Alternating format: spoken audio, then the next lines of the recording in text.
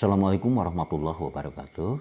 Sahabat Asti Media kembali berjumpa. Semoga kita semua senantiasa berada di dalam lindungan Allah Subhanahu wa taala, sehat jasmani dan rohani, serta senantiasa mendapatkan limpahan rezeki dari Allah Subhanahu wa taala. Seperti biasa, Abi ditemani Umi ya, di kesempatan pagi hari ini ya. Dan insya Allah mungkin kita akan menyampaikan sesuatu yang bermanfaat nih ya. Ya, sesuai dengan apa yang ditanyakan oleh Umi ya, yang sudah dipersiapkan. Silakan Mi, ada apa yang akan kita bahas di kesempatan pagi hari ini? Banyak yang menerangkan doa itu pasti dijawab oleh Allah ya Bi. Ya udah pasti Ya. itu. Apakah ada doa yang tidak dikabulkan oleh Allah Bi? Itu pertanyaan Bi. Jadi setiap doa kan pasti dijawab ya. Iya. Dan itu jelas sudah diterangkan para ulama berdasarkan dari ayat-ayat Al-Quran dan juga Al-Hadis, bahwa setiap doa itu pasti dijawab. Iya. Ya. Bahkan ketika seorang hamba bertanya kepadamu Muhammad tentang aku, katakanlah aku itu dekat dan akan menjawab setiap doa-doa ketika mereka mau berdoa gitu. Itu kan jelas bahwa itu salah satu tanda bahwa Allah itu dekat dengan kita.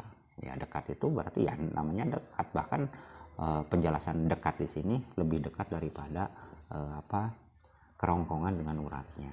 Lebih dekat itu. Artinya ya ketika kita berdoa ya pasti dijawab selama selama kita tidak melanggar aturan-aturan Allah gitu kan. Ada juga yang menyebabkan doa itu tertolak. Ya ketika kita misalkan melakukan dua hal atau seperti yang disampaikan Rasulullah dengan gambaran seperti ini, doa itu pasti dijawab ya. Ketika kita tidak meminta terburu-buru di dalam berdoa. Yang dimaksud terburu-buru itu seperti apa? Seperti mengatakan seperti ini, misalkan aku sudah berdoa gitu, tapi Allah kok belum menjawab juga. Nah itu seolah-olah terburu-buru itu. Jadi nyantai aja, yang penting kita tunaikan kewajiban kita untuk meminta pada Allah Subhanahu wa taala. Biarkan Allah yang menjawabnya seperti apa. Artinya ya tidak setiap doa yang kita panjatkan ke Allah Subhanahu wa taala itu dalam pengijabahannya, dalam pengabulannya itu sesuai dengan apa yang kita inginkan. Kenapa? Karena memang Allah lebih tahu apa yang kita butuhkan sebenarnya gitu. Dalam artian yang terbaik buat kita. Gitu. Kadang-kadang kan kita sok tahu ya. Wah, kalau kita pingin A ya harus A gitu. Kalau minta B ya harus B gitu. Nah, itu yang membuat Allah tidak mengabulkan. Jadi seolah-olah kita itu yang mendikte Allah lah. Padahal Allah itu sudah mengetahui mana yang terbaik. Ya misalkan kita meminta A, padahal yang terbaik saat ini buat kita itu B. Nah, makalah dikasih B dulu gitu. Karena memang itu yang terbaik. Contoh, misalkan kita minta harta kekayaan. Padahal saat itu belum siap. Minta kekayaan yang berlimpah. Tetapi menurut ilmu Allah misalkan orang tersebut sebenarnya belum siap untuk diberikan kekayaan. Ya misalkan karena keilmuannya, misalkan kalau diberi mungkin tidak bisa mengelolanya, atau bahkan semakin menjauhkan diri dari Allah Subhanahu wa taala. Nah makanya ya orang itu akan berbahaya kalau misalkan diberi harta kekayaan yang berlimpah. Dia akan lupa. Sementara Allah sayang terhadap orang itu, makanya tidak diberi. Misalkan dengan tidak diberi, mereka akan semakin dekat, misalkan banyak nangis di hadapan Allah. Nah, Allah itu rindu dengan orang-orang seperti itu gitu.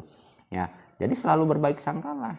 Nah, kadang-kadang kan kita ya bisa dirasakan ya ketika banyak kebutuhan, kita kadang berdoa itu lebih sering, terus kita kadang-kadang ya dekat untuk menangis. Sebenarnya ya menangis yang salah sih kalau misalkan urusan-urusan duniawi. Harusnya kita menangisi hal yang berurusan dengan akhirat. Contohnya kita takut kena azab Allah dan lain sebagainya seperti itu. Dan selama kita tidak berperilaku buruk, doa itu insya Allah akan dijawab. Nah, dan juga selama kita masih menjaga adab-adabannya atau etika di dalam berdoa, insya Allah doa itu akan pasti dijawab nih. Oke. Nah, tapi tentu saja ada juga doa yang tidak akan dijawab. Seperti halnya yang disampaikan oleh salah satu imam yang namanya Ibrahim bin Adham itu ketika sedang berjalan-jalan di salah satu pasar gitu, tiba-tiba didatangi oleh para penduduk ya, dan ditanyakan tentang masalah doa itu. Ya mungkin seperti pertanyaan tadi, kami telah berdoa tapi ternyata doanya kok tidak dijawab, kami sudah kesal misalkan menunggu gitu. Padahal mereka tidak memperhatikan apa yang diharuskan ya. Nah, seperti halnya misalkan yang disampaikan oleh Ibrahim ya di dalam dialog bersama masyarakat itu. Ya mungkin katanya hatimu telah mati ya. Nah, hati mati itu akan menyebabkan doa tidak dijawab. Bagaimana tanda-tandanya hati mati sebelum kita jelaskan. Nah, tanda-tandanya itu ketika kita diberikan nasihat, kita benar-benar tidak tertarik. Melihat orang melakukan kebaikan, datar saja. Itu bahaya kalau hati sudah mati. Kerasnya hati itu lebih keras daripada batu. Ya, kalau orang sudah keras hati itu sulit. Nah, takutnya itu dicap Allah sebagai orang yang buta, tuli, ya. Buta hatinya. Buta hati lebih berbahaya daripada buta mata gitu. Ya. Tuli hati lebih berbahaya daripada tuli telinga. Ya. Kenapa? Ketika kita mendengar nasihat itu sudah tidak masuk. Ya. Nanti penyesalannya di akhir ketika benar-benar sudah melihat apa yang dijanjikan Allah itu sudah dilihat di depan mata. Misalkan sedang yugorgir atau sedang sekarat. Nanti kan diperlihatkan apa yang telah dilakukan ketika sedang sakaratul maut. Di saat sudah tidak ada kesempatan lagi untuk bertobat. Nah, di sana kan ruginya. Nah, seperti itu.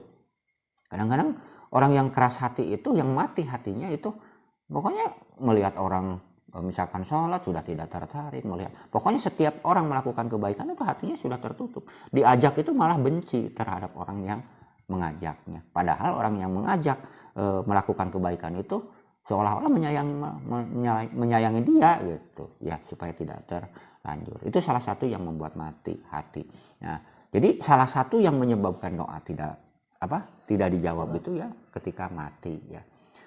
Dan tanda-tandanya kalau menurut Imam Ibrahim itu ya seperti ini. Pertama, engkau mengenal Allah tapi tidak melakukan atau melaksanakan hak-haknya.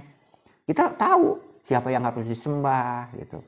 Ya, siapa yang menciptakan bumi dan langit, tapi kita tidak melaksanakan hak-haknya. Artinya kewajiban kita disuruh berpuasa ya tidak berpuasa, disuruh sholat tidak sholat, disuruh mengeluarkan zakat tidak mengeluarkan zakat. Pokoknya apapun kewajibannya ya diabaikan. Nah, bagaimana doa bisa dijawab? Nah, gitu. Sementara kita tidak memperhatikan hak-hak Allah, kewajiban kita. Nah, seperti itu. Itu juga menurut Ibrahim ya, itu ulama sufi nih. Jadi nah, yang dijelaskan ke masyarakat yang bertanya itu seperti itu. Nah, mungkin hati kamu mati. Seperti tadi pertanyaan, kenapa sih doa tidak dijawab? Ya mungkin hati kamu mati. Nah, tanda-tandanya mungkinlah seperti itu dua alamnya. Ya itu tanda-tandanya kamu tidak melaksanakan hak-hak Allah, ya tidak beribadah gitu. Itu salah satunya. Yang keduanya yang menyebabkan doa tertolak menurut Syekh Ibrahim itu yaitu kita membaca Al-Quran tapi tidak mengamalkannya. Gitu. Membaca Al-Quran tapi tidak mengamalkannya. Ya, bukan percuma sih ada ya. Kalau kita tetap ada manfaatnya walaupun membaca. Tapi alangkah baiknya kalau setiap kita membaca setelah mengetahui isi dari Al-Quran itu kita mengamalkannya. Bukan hanya sebatas membaca. Karena apa? Karena memang Al-Quran itu pedoman hidup kan. Pedoman hidup umat Islam. Artinya ya kalau misalkan digambarkan sebuah misalkan kendaraan lah. Kendaraan itu kan biasanya kalau kita beli kendaraan baru itu suka ada, jangankan kendaraan, beli TV, beli kulkas kan ada aturan-aturannya ya. Misalkan ini harus seperti ini, panasnya harus seperti ini, setrumnya harus seperti ini. Kalau misalkan beli kulkas kayak gitu. Atau kita beli kendaraan, misalkan maksimal untuk bensinnya harus jenis ini, misalkan bahan bakarnya. Terus untuk maksimal bawaan harus seperti ini. Nah, ketika kita tidak mengikuti aturan itu ya jelas kita bakal rusak. Nah, begitupun Allah memberikan aturan melalui Al-Quran gitu. Makanya disebut pedoman hidup ya. Bahkan obat kan, wa nunajjil minal Qur'an wa syifa'u ya gitu. Jadi obat juga, obat hati ya. Ketika kita sering baca tapi bukan hanya baca. Ya, apa yang disampaikan oleh Al-Quran itulah yang harus kita amalkan. Yang namanya pedoman kan untuk dipakai. Al-Quran itu untuk pedoman di dunia. Ya. Nah, kita membaca Al-Quran tapi tidak mengamalkan isinya, itu juga akan bermasalah. Ya, akan membuat doa kita tidak dijawab Allah Subhanahu wa Ta'ala, ya. Dan yang ketiganya, orang itu mengaku musuh dengan iblis menurut Ibrahim. Kita mengaku musuh kita tuh iblis, tapi langkah-langkah iblis diikuti gitu. Tahu, oh ini, ya. Tapi ketika di dalam hati ada niat keinginan jahat, itu kan dari setan, dari iblis, tapi kita ikuti gitu. Nah, itu juga akan menyebabkan doa kita tertolak gitu. Kita tahu, oh ini musuh kita, musuh bebuyutan gitu, itu iblis, ya. Innahu lakum aduwwum mubin wala tattabi'u khutuwati syaiton. Kita jangan mengikuti langkah-langkah setan. Innahu lakum aduwwum mubin. Itulah musuh yang nyata.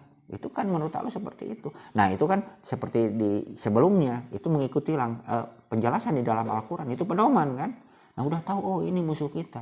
Berarti setiap keinginan untuk melakukan kejahatan harus ditolak. Berarti ini ajakan setan. Nah, kalau malah sebaliknya, gitu, kita ikuti, tahu setan musuh tapi diikuti, aneh kan. Tahu misalkan ini musuh tapi dideketin, kan aneh gitu. Nah, gitu. Kalau musuh itu harus dijauhi, ya.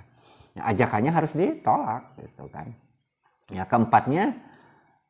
yang keempatnya kita itu mengaku cinta Rasul, tapi sunah-sunahnya itu tidak diikuti. Banyak sekarang itu mengaku cinta Rasul, tapi apa yang dilakukannya bertolak belakang dengan apa yang disampaikan oleh Rasul. Rasul misalkan sukanya kesederhanaan, kita malah sebaliknya sukanya kemewahan, kan terbalik lah. Rasul itu memberikan contoh. Rasul itu banyak menerangkan bahwa Rasul itu miskin, bukan miskin, ya. Sederhana untuk memberikan contoh ke umatnya. Hidup sederhana, Rasul hidup sederhana, tapi kita sebaliknya hidup mewah, kan bertolak belakang. Kita mencintai Rasul, tapi apa yang dilakukan oleh Rasul tidak dilakukan, ya.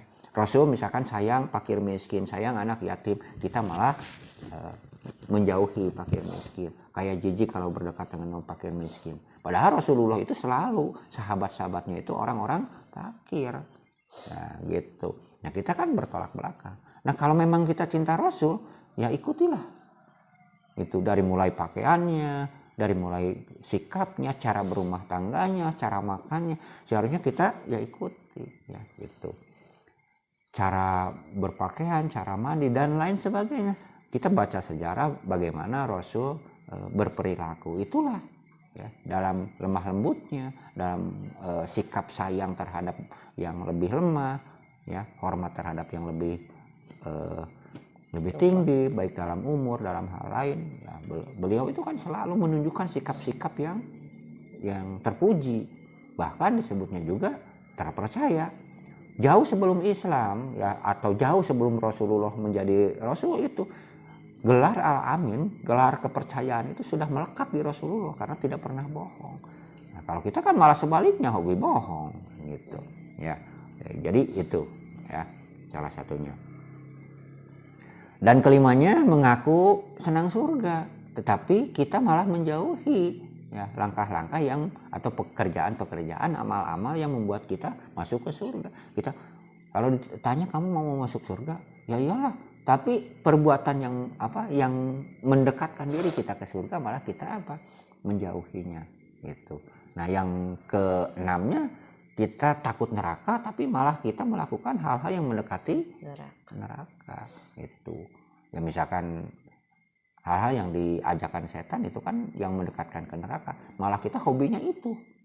Ngakunya cinta ke surga, ingin masuk surga, tapi hal-hal yang berhubungan dengan surga kita menjauhi. Malah sebaliknya, kita melakukan hal yang mendekatkan ke neraka.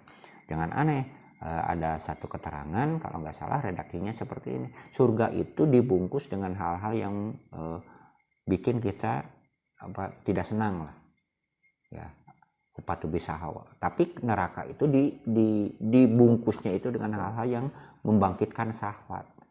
Nah, ambil contoh, kalau misalkan di sini ada hiburan, di sini ada pengajian, yang ramai mana itu kan? Iya. Hiburan kan. Nah, itu karena dibungkusnya itu dengan hal-hal yang bikin nafsu kita, syahwat kita itu tertarik. Nah, itu untuk hal-hal yang berhubungan dengan neraka. Kalau surga rasanya bangun malam susah kan gitu, sholat duha susah teu purun hawana teh naon sababna ya dibungkusnya dengan hal-hal ya pokoknya dimunculkan dalam hati kita itu misalkan hal-hal yang menyibukkan akhirnya lupa untuk melakukan itu dibikin sibuk dibikin lupa akhirnya ya ntar lah misalkan kalau sholat duha kalau misalkan sholat malam lah ntar lah agak siang akhirnya kesiangan kan seperti tadi kan padahal alarm jam 2 gitu kan udah bangunnya jam berapa ya seperti itu ya bangun itu cuma mematikan alarm gitu. Bukan bangun untuk mandi untuk itu ya kita tahu seperti itu tapi kadang-kadang sulit untuk ya alhamdulillah sih kalau masih melaksanakan kan seperti itu cuman ya itulah jadi perbuatan yang mendekatkan kita ke surga itu dibungkusnya dengan hal-hal yang membuat kita ya, terpurun lah membuat kita tidak tertarik seperti pengajian masuk ke pengajian tiba-tiba ngantuk langsung baca Quran baru beberapa ayat saja sudah muak ini bahasa Sunda itu diajak zikir baru beberapa ayat sudah ngantuk nah itu berarti ya seperti itulah jangan aneh gitu tapi ketika kita sadar bahwa oh ini adalah perangkap setan nah seperti inilah setan ya udah berarti kita langsung minta perlindungan ke Allah dan minta bantuan ke Allah dengan doa Allahumma inni ala dzikrika wa syukrika wa husni ibadatika seperti itu. Dan yang ketujuhnya ya kita mengakui bahwa kematian itu hak artinya kematian itu pasti datangnya tapi kita tidak mempersiapkan diri itu juga akan mempermasalah menurut Ibrahim itu atas doa-doa kita ya. Doa-doa kita akan tertolak ketika apa? Ketika ya kita tahu bahwa mati itu pasti datang gitu. Tapi tidak persiapan gitu. Kadang-kadang kita ngantar orang mati masih bisa ketawa-ketawa kan seolah-olah orang itu yang mati kita tidak gitu loh padahal mungkin kadang-kadang setelah pulang dari mengantar kita yang diantar gitu kan nah seperti itu kita kadang-kadang nggak sadar nah kita itu juga bakal menyebabkan doanya sulit untuk diterima bahkan ditolak gitu kan gitu ya. Nah yang selanjutnya yang ke-8-nya kita itu asik meneliti aib-aib orang lain tapi lupa atas aib kita itu wah melihat wah si itu salah kita lupa padahal kalau nunjuk itu yang benar kan seperti ini yang nunjuk nah berarti kesana 1 ke kita 4 berarti sebenarnya kita yang lebih jelek ya yang lucunya kadang-kadang di masjid wah senang kemana si Anu gitu kemana si Anu kok nggak ngaji terus jadi gibah ya mungkin orang yang kita omongkan secara kasat mata tidak ke masjid ya. Tapi dia mungkin saja sedang melakukan kebaikan lebih baik bahkan dari apa. Nah, kita yang di masjid malah ngomongin dia gitu kan. Sebenarnya nah seperti itu kan hal-hal yang istilahnya yang yang kadang-kadang tidak sadar. Seolah-olah diri kita lebih baik dari orang tersebut. Seharusnya justru yang harus kita tanamkan orang lain lah yang lebih baik dari kita gitu. Jadi tidak merasa ya biarinlah orang menganggap kita baik misalkan terserah yang penting kita jangan merasa diri kita baik biarkan orang lain menilainya ya gitu kan ya seperti itu. Nah kadang-kadang setan jebakannya seperti itu akhirnya kan ujub ria takabur ya. Ujub itu merasa kita sudah punya banyak amal gitu. Ria ya pingin ditunjuk-tunjukkan ya. Takabur merasa diri lebih dari orang lain kan seperti itu ya. Nah ketika kita sering meneliti aib-aib orang lain makanya ada peribahasa gajah di pelupuk mata mah tidak kelihatan ya. Tapi kotoran di seberang lautan kelihatan artinya kalau kesalahan orang lain itu nah kebanyakan kita bahkan gibah yang paling bahaya saat ini kan gibah di sosial media ya kan kalau misalkan gibah kita ngobrol semua ini mungkin misalkan Abi ngomong ke Umi cuma Umi doang yang tahu kan. Cuman kalau misalkan langsung sudah dimasukkan ke sosial media udah berapa orang dan susah untuk dihapusnya itu. Walaupun dihapus, oke lah tapi banyak yang udah baca. Nah, makanya jangan sekali-kali kita oke lah punya akun sosial media, tapi jangan sekali-kali menceritakan kesusahan kita, menceritakan kesusahan orang lain, kejelekan orang lain itu bahaya. Udahlah secukupnya kita cuman yang ikuti ya gitu. Kita manfaatkan untuk hal-hal yang lebih bermanfaat lagi apalagi untuk digunakan dakwah ya. atau bahkan silakanlah berbisnis daripada dipakai untuk hal-hal yang kurang baik ya. Ya seperti itu ya teman-teman ya. Sekarang bahaya loh di sosial media ya, banyak yang tidak sadar menggunakan sosial media untuk hal-hal yang aneh-aneh. Mau makan aja selfie dulu, dipoto dulu, ngapain? Bagaimana kalau dilihat orang-orang yang sedang kelaparan, ya kan? Iya. Itu nggak nyadar, itu bisa berbahaya karena dosa itu sangat mudah sekarang ya melakukannya. Ngapain itu hal-hal yang gitu? Cobalah manfaatkan sosial media itu juga untuk hal-hal yang baik seperti itu ya. Ya. Jadi meneliti aib-aib orang lain merupakan aib kita, itu sangat berbahaya dan itu juga bisa menjadi penyebab doa kita tertolak. Nah, kesembilan, kita itu makan rezeki Allah tapi tidak bersyukur. Tiap hari kita makan. Minta ataupun tidak minta Allah beri gitu loh. Bahkan kita yang paling aneh itu kita itu memikirkan rezeki. Rezeki itu urusan Allah, kita gak bakal kuat ya. Tugas kita itu wa mayatakillah ya Allahu mahraja. Ya. Ketika tugas kita itu bertakwa lah. Artinya menjauhi perbuatan yang dilarang Allah, mendekatkan dan melakukan apa yang diperintah Allah. Itu usaha kita takwa dengan segala kekuatan, segala kemampuan kita. Nah, ketika kita sudah begitu, Allah bakal memberikan jalan keluar. Bahkan memberikan rezeki dari jalan yang tidak disangka-sangka. Udah gitu aja. Kalau ternyata kita sulit, berarti ya belum takwa gitu aja. Simpel kan? Rezeki itu nggak usah dipikirin. Tugas kita usaha. Rezeki itu pasti datang karena itu janji Allah. Kalau sudah usaha udah. Itu kan ayat Al-Quran seperti itu. Wa may yattaqillah yaj'al lahu makhrajan, di surat At-Tolak seperti itu, buka saja nih ayat 2 itu. Ya Allah mahroja wa yarzuq min haitsu la yahtasib. Allah itu bakal memberikan rezeki dari arah yang tidak sangka-sangka, bahkan tanpa di luar dugaan, di luar perhitungan kita. Harusnya mikir kita dapatnya 1.000 ternyata dapat 10.000. Itu kan min ghairi la yahtasib. Wa yarzuq min haitsu la yahtasib. Wa may yatawakkal wa may yatawakkal Allah, ketika kita bertawakal menyerahkan diri sepenuhnya urusan kita ke Allah, maka orang tersebut bakal dipenuhi segala kebutuhannya. Jadi kuncinya kita takwa dan tawakal. Insya Allah diberi jalan keluar, dikasih rezeki tanpa disangka-sangka, dan selanjutnya kita akan ditutupi kebutuhan. Jadi kalau misalkan jangan nuntut Abi, wah keras usaha, yuk kita sama-sama takwa. Udah itu pasti janji Allah loh. Kalau misalkan Abi malas tidur, nah itu baru karena mengabaikan tugas. Kalau kelihatan masih kerja, jangan ditunggu yang bukan kewajiban Abi, yang di luar kemampuan Abi. Untuk mendatangkan rezeki itu bukan hak suami, bukan kewajiban suami maksudnya. Ya, itu mutlak janji Allah. Itu biarin aja, yang penting kerja. Nah kecuali kok tidur doang, nah itu baru karena mengabaikan perintah. Apa perintahnya? Usaha kan gitu. Nah selama kelihatan usaha, apalagi banting tulang, sayangilah suami, kasihan gitu.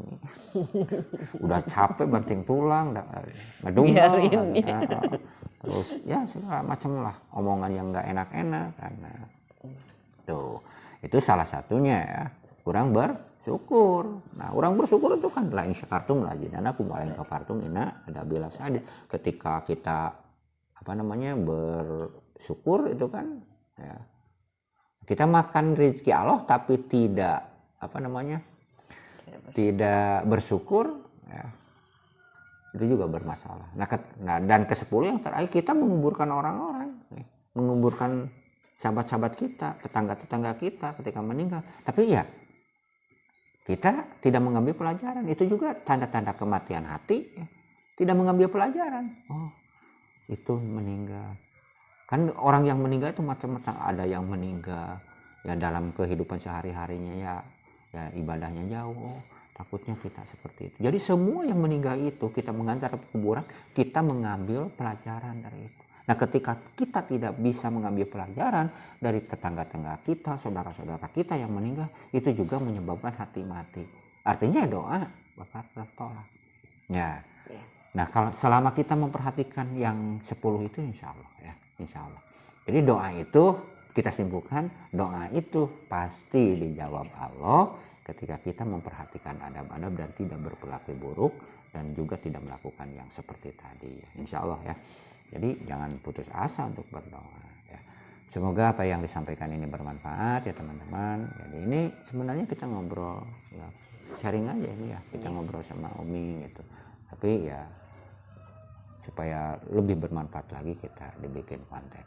Sampai jumpa di lain video. Mohon maaf atas segala kesalahan dan juga mohon dukungannya ya dengan cara subscribe, like, dan juga bantu share. Terima kasih untuk yang sudah subscribe. Semoga menjadi amal kebaikan. Wassalamualaikum warahmatullahi wabarakatuh.